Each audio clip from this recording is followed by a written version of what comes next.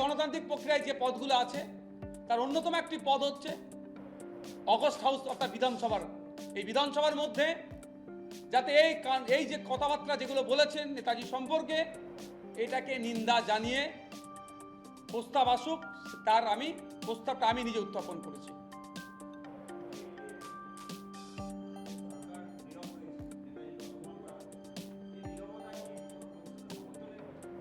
দেখুন, যারা করছে দুজনের না, প্রথম একজন বলে এখন চুপ করে গিয়েছেন, সিনিয়র রাজ্যসভার বিজেপি তথা শাসক দলের রাজ্যসভার এমপি। আর দ্বিতীয় যে ব্যক্তিটি কন্টিনিউ করে যাচ্ছেন, তিনিও রাজ্যসভার এমপি বিজেপির। কোনো না কোনো জায়গায় বিজেপি হওয়ার দরুন না আমাদের যারা আইকনিক ব্যক্তিত্ব যারা আছেন তাদেরকে আঘাত দিয়ে অন্য কাউকে তুলে ধরার চেষ্টা হচ্ছে, এটা আমাদেরকে কিন্তু ভাবতে হবে।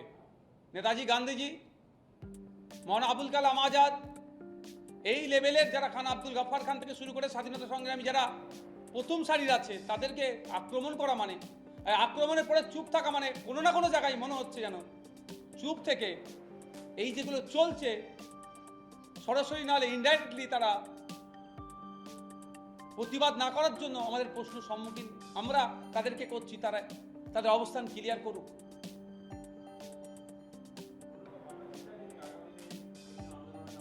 অবশ্যই চারদিকে আন্দোলন সংগঠিত হচ্ছে গণতান্ত্রিক প্রক্রিয়ায়, আমরাও নামছি খুবই তাড়াতাড়ি।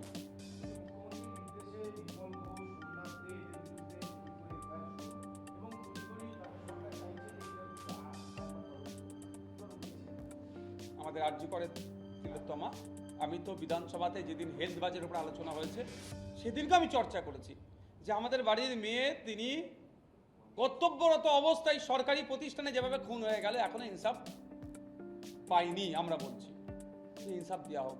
এটা বলেছিলাম হেলথ ডিপার্টমেন্টের কোনো যদি স্পেশালি কোনো ভাবে তারা যদি এটাকে আরো মানে এই ফাস্ট ট্র্যাক করতে পারে তারও কথা বলেছি। মানে দেখা যাক যে কত দ্রুততার সাথে বিচার পায়, কারণ অনেকে অনেক কথা বলেন, অনেক দেখছি তো, কিন্তু একটা সময় হয়তো ফ্লো তুলিয়ে দেবে, তারপরে সেটাকে ধামাচাপা পড়ে যাচ্ছে। ঠিক যেভাবে দেখলাম সিআইডি সিগনেচারের কেসে যা তৎপরতা দেখাচ্ছিল, প্রথমে শুরুতে যা তৎপরতা দেখাচ্ছিল অতটাই তারা ধীরগতি হয়ে গেছে।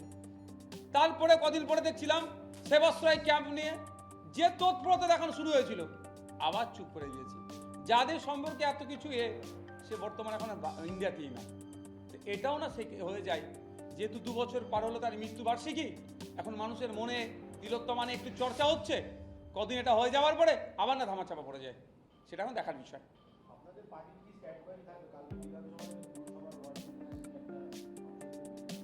হ্যাঁ, এখনো তো বিয়ে কমিটির আসেনি, কত টাইম বরাদ্দ করা হচ্ছে। আমি ইন্ডিয়ান সেকুলার ফ্রন্টের পার্টির পক্ষ থেকে প্রতিনিধিত্ব করছি, ভাঙড়ের মানুষের ভোটে জিতে এসেছি। অবশ্যই পজিটিভ দিকগুলোকে স্বাগত জানাবো, আর যেগুলো সমালোচনা করার দরকার সমালোচনা করব, শাসককে আয়না দেখাবো।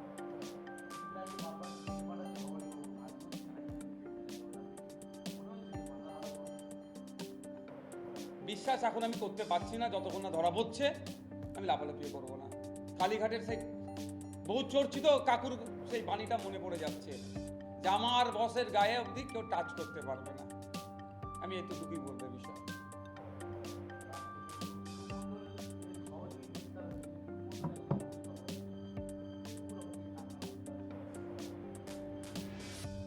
শুধু সহযোগী নয়, ওই সময় ওই এলাকার যারা অফিসিয়াল ছিলেন, ওই ডিস্ট্রিক্টের টপ টু বটম পর্যন্ত তাদেরকে জিজ্ঞাসাবাদ আমার মনে করা দরকার। কারণ এই টাকাটার উৎস কোথায়? স্বাভাবিকভাবে সরকারি সম্পত্তি হয়, কয়লা, বালি, পাথর, এটা থেকেই তো হবে। তো যাদের দায়িত্ব ছিল এইগুলো সরকারি সম্পত্তিগুলো রক্ষণাবেক্ষণ করার, সেই সমস্ত অফিসিয়াল যারা সরকারি কর্মচারী আছে তাদেরও জিজ্ঞাসাবাদ করা দরকার, নাহলে এই যে দুর্নীতি চলছে বন্ধ হবে না।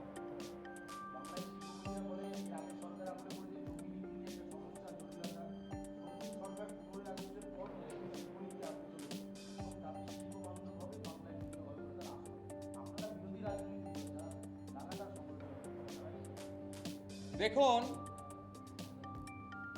শিল্পীয় নিয়েও আমাদের বিধানসভায় চর্চা হয়েছে, আলোচনা হয়েছে, ওখানে আমি অনেক কটা প্রস্তাব রেখেছি। স্পেশাল ইকোনমিক জোনগুলোকে আরও চাঙ্গা করতে হবে, বিগত দিনে যেগুলো ছিল, আর তৃণমূলের আমলে এসে সেটা মৃতপ্রায় হয়ে গেছিল। আর এটাও বলেছি বিভিন্ন শিল্পপতিদেরকে পশ্চিমবঙ্গ সরকার শিল্প করার জন্য জমি বরাদ্দ করেছিল, সেগুলোতে তারা শিল্প করেনি, ফেলে রেখেছে বা তাদের ব্যক্তিগত কাজে ব্যবহার করছে। তারও লিস্ট তৈরি করা হোক, যদি শিল্পের কাজে না লাগায় তাদের কাছ থেকে সেটা ফিরিয়ে নেওয়া হোক, এই প্রস্তাব আমার ছিল। সুতরাং যে শিল্প বান্ধব যে পরিস্থিতি তৈরি করার কথা বলছে, স্বাগত জানাবো। অবশ্যই কৃষকদের ক্ষেত্রেও যাতে তাদের সাথে না বেনিয়ম হয়, বেইনসাফি হয়, তাদের সাথে অন্যায় না হয়, সেদিকটাও লক্ষ্য রাখবো আমরা। কারণ এতটুকু বলে রাখি, national highway authority of India 2013 সালে তাদের একটা অ্যামেন্ডমেন্ট করেছিল ক্ষতিপূরণের, গ্রামীণ এরিয়া আরবান এরিয়ার জন্য, রুরাল এরিয়া আরবান এরিয়ার জন্য যে পরিমাণ ক্ষতিপূরণ দিচ্ছে, মানুষজন এখন খুশিতে তাদের জায়গা ছেড়ে দিয়ে সরে আসছে। তো সেক্ষেত্রেও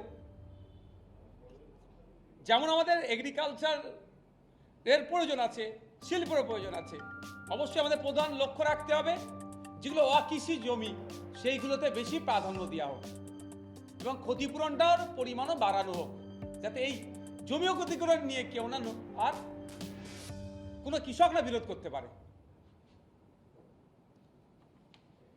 থ্যাংক ইউ।